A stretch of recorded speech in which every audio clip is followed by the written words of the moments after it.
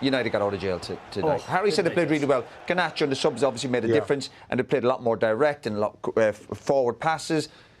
What they should do more of, they're a much better team like that, but they rode their luck. Yeah, Garnacho gave Manchester United that impetus and that energy that you were talking about at half-time that they didn't have in the first 45 minutes. But Gabriel's right to Harry Maguire. Why does it take them to go behind to sort of force them into doing that? I don't know, like he said, he can't put his finger on it. I can't put my finger on it because when you look at the players that they've got and the quality they got, I'm very surprised that Garnacho doesn't start in that game. You know, I think he done the same against Liverpool. He comes on, he can't deal with him.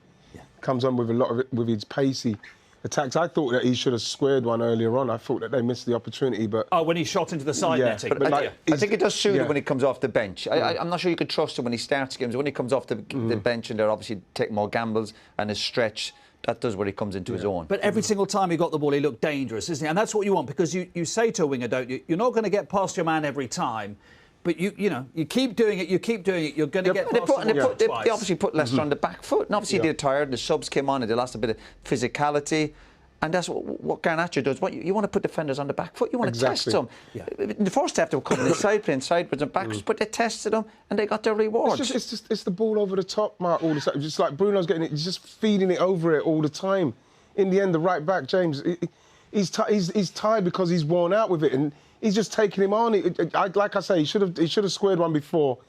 But like in the main, he's and when you're defending as a team, the whole team, when teams are playing in front of you, it's easy. We could still play now. But it's when they start stretching, you're running back towards your own goal. That's when you get really tested. And that's where Leicester come up short. They couldn't deal with it. But I'm sure you've heard the expression Fergie time tonight, winning it late.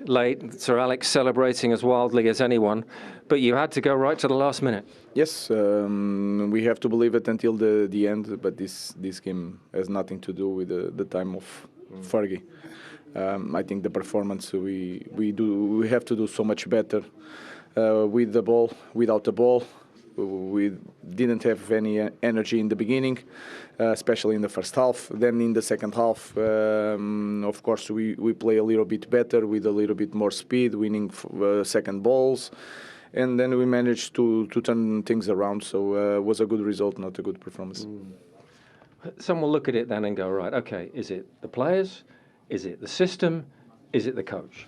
Is everything, and the coach is the first responsible in when one team doesn't perform, doesn't improve. Is the coach, but we are here to do things and to see the game, to study the game and try to improve for the next game. Were players played out of position a bit tonight? I know you're experimenting, trying different things, but it seemed to take Garnacho coming maybe into his more normal position, maybe other players going into their more normal positions to change things. No, I don't agree. Garnacho's changed positions sometimes with Dalot more inside than Garnacho outside, but is a thing that the small things, and if you see the game, sometimes it's just the control the ball, to have the ball, don't give the ball away in the first pressure. So it's the small things, is the big things, is everything. Is there an expectation maybe here, especially at home, that some of the players find hard?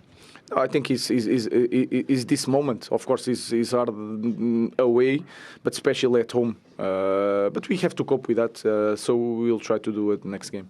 The thing is, as well, you've shown that cup spirit, and it was vital in the last season for Manchester United going on in this competition. You still have that. Yeah, but I don't see the things like that. I cannot focus just in saving the season of the momentum with the cup. It's not the way I see football. It's not the way I see Manchester United. So the FA Cup wouldn't be good enough this year for you, winning that. It's everything. It's the performance. It's the result. I'm not thinking in the end of the season, because the final is in the end of the season. I don't care about that. I care about the moment, and the moment is not good enough. So a good result. We move forward to the next stage.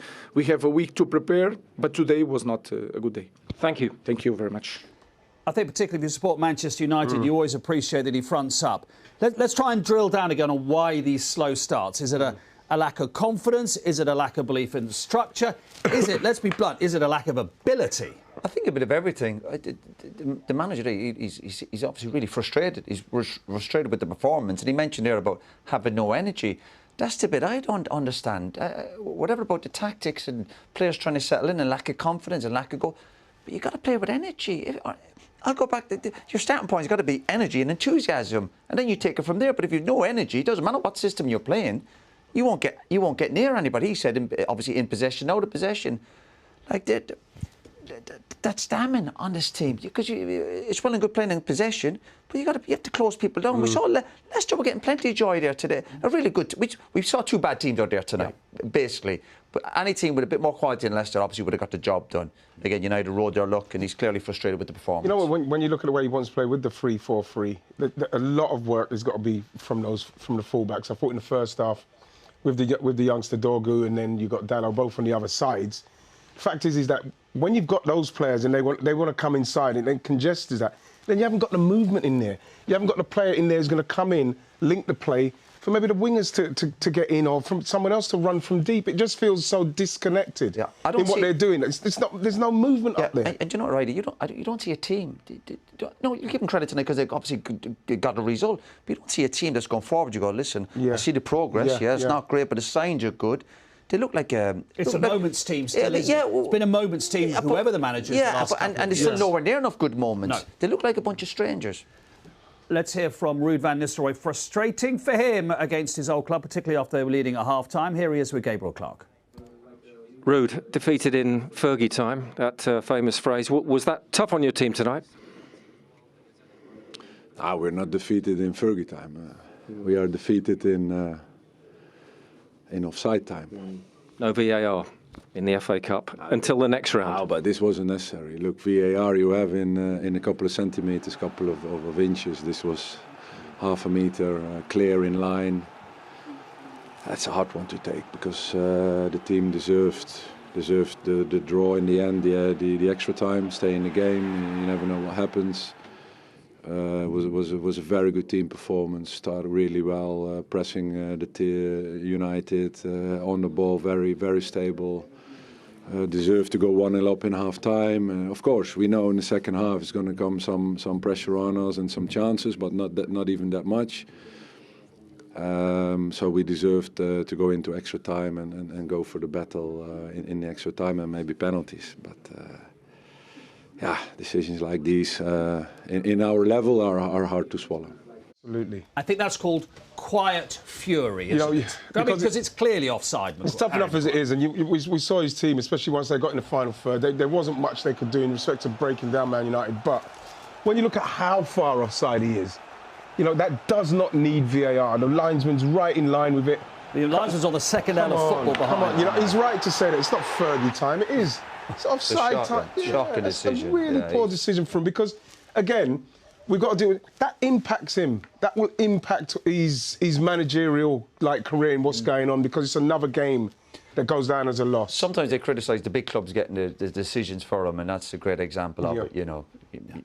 That was such a bad decision. They lost 8 in the last 9 in the league, and now they've lost tonight. A minute away from extra time where anything could happen. That would have been a really good confidence booster for them just to get that result for them to go again. And now they've lost that, so they've got to lift themselves again because of an we talk about the officials. The luck and the United needing some luck, but you got to get them big decisions right, and that's a shocking mistake. It's slightly ironic, isn't it, with all the talk about VAR and how much people do or don't like VAR, and I think a lot don't like VAR. I take your point entirely. It should have had nothing to do with VAR, but we haven't got it this evening until the 5th round, and that goes and happens. It is slightly ironic. But you look at that.